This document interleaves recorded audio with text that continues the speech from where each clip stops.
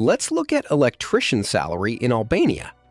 The average electrician income in Albania is around 83,000 US dollars a year. After tax, this average electrician pay drops to about $6,500, which leaves you with a take-home pay of roughly $542 a month. While electrician wages in smaller towns are lower, you will bring home noticeably more in Tirana, where the after-tax figure reaches around $7,700. But living costs in the capital are higher, so that extra money gets eaten up fast. On top of that location difference, experience plays a major role, since entry-level workers earn well below the national average. Your pay goes up as you learn the trade, though it eventually plateaus unless you take on supervisory duties.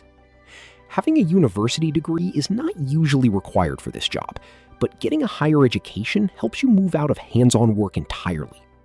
That same qualification helps you advance into higher paying positions like project manager or site supervisor, because managing teams require skills that basic trade work does not cover. On top of those options, picking a specialization within electrical work allows you to command substantially higher rates.